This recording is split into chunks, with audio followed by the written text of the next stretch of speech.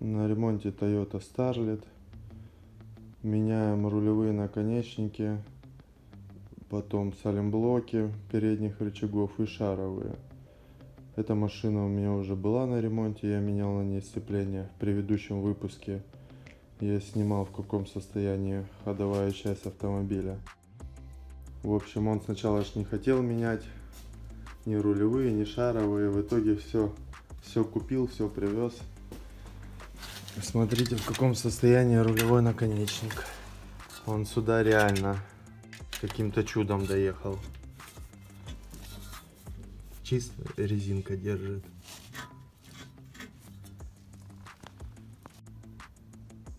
Заменил я шаровые, рулевые наконечники. Вот такой вот наконечник. Шар уже вывалился с корпуса. Чисто на резинке держится.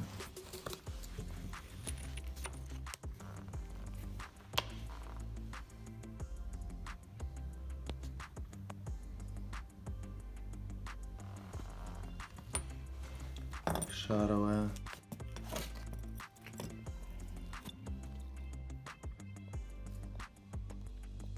Еще чуть-чуть и тоже на вылет.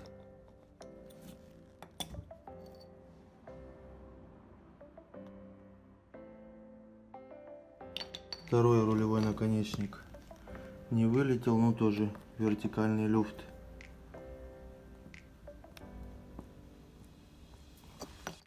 Так, и еще самое интересное. Менял я тормозные колодки. В принципе, колодки еще не стерлись, но менялись они вот поэтому. Я не знаю, как это произошло. Либо не попали в паз вот этим ушком и ее согнуло. В общем, колодку поршнем погнуло капитально. Вот такая вот машинка.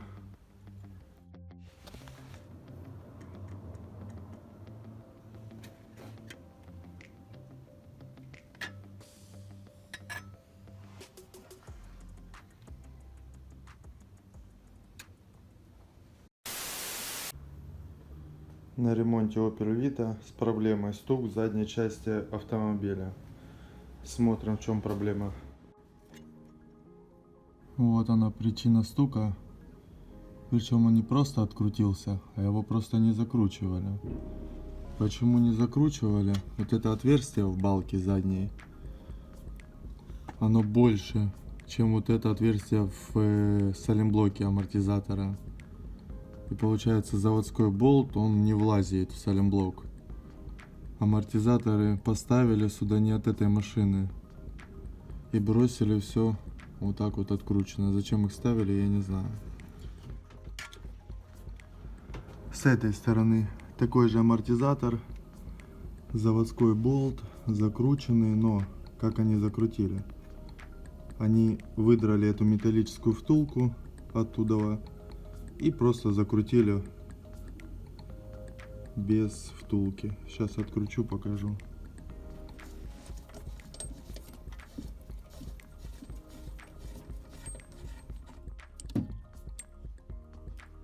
Вот так вот это все тут держалось.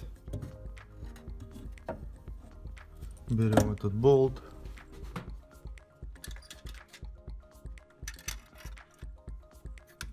Сюда он вкручивается отлично.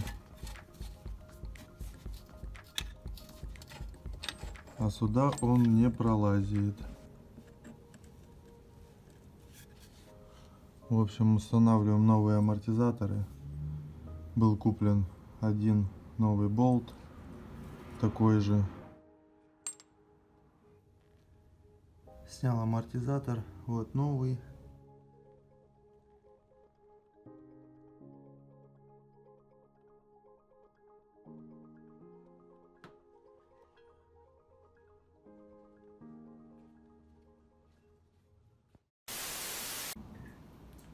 На ремонте Deo Vespero с проблемой утечка антифриза.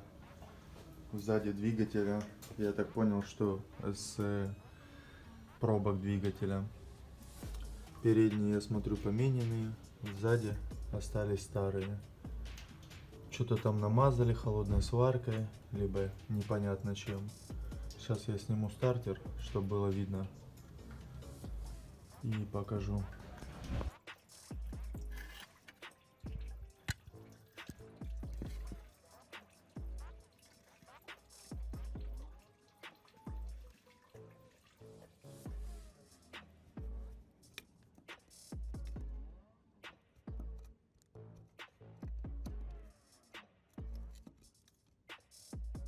Отодрал холодную сварку, вот она дырочка в пробке.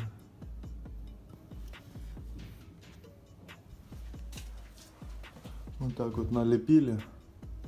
Это все холодная сварка. Все это, естественно, потекло сразу же. Достал эту пробку, которая текла. В общем, неудобно очень подлазить. Пришлось заточить длинную арматуру, пробить ее и отвертками уже выковыривать оттуда. Сейчас достану остальные пробки. Их там всего 3. Будем менять все. Установил заглушки. Осталось установить стартер, залить антифриз, завести и проверить на утечку. Также сделал осмотр по-быстренькому. Прокладка поддона вся течет.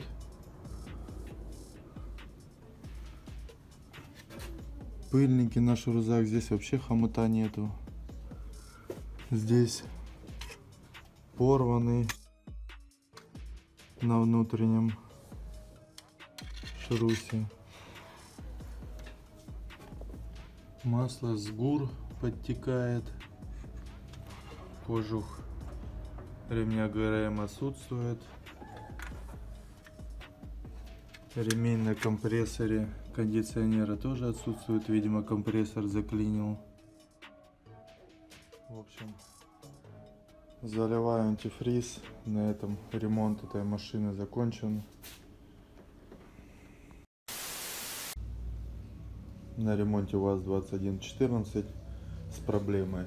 Заклинило втягивающее реле на стартере. В общем, походу человек сразу не заглушил машину. Она еще работала какое-то время. Он говорит, сильный шум был. В общем, пригнали ее сюда, притянули. Что произошло? Сорвало венец на маховике.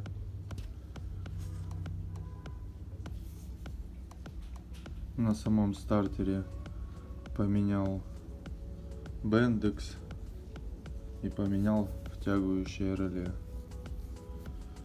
Далее буду снимать коробку, смотреть уже детально венец, маховик.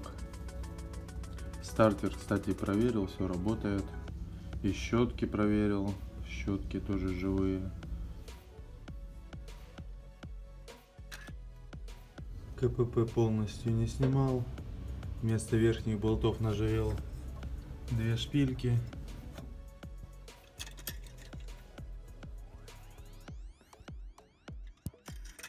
И отодвинул.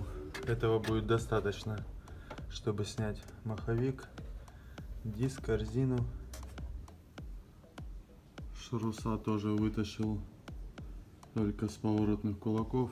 Также масло не сливал. Вот он, наш венец валяется здесь.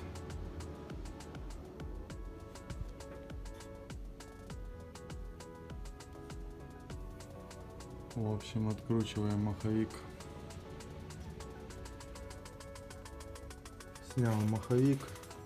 В общем, посадочное место разбито, и венец легко заходит на маховик. В общем, маховик будем ставить новый. Скорее всего, то, что заклинило втягивающее, оно не повлияло сильно на венец. Он уже, скорее всего, давно проворачивался. Установил маховик. Корзина с диском остались старые. Сцепление не так давно менялось. С выжимным тоже все в порядке. Кстати, для центровки диска я использовал такую вот направляющую. Это получается, она идет в комплекте сцепления с валио, она пластиковая. Я просто ее укоротил, так как коробку мы не снимали, отодвигали. На всю длину, она вот такая вот примерно длинная, она бы не залезла. Первичный вал бы не дал бы установить. Устанавливаю коробку на свое место, собираю и отдаю машину хозяину.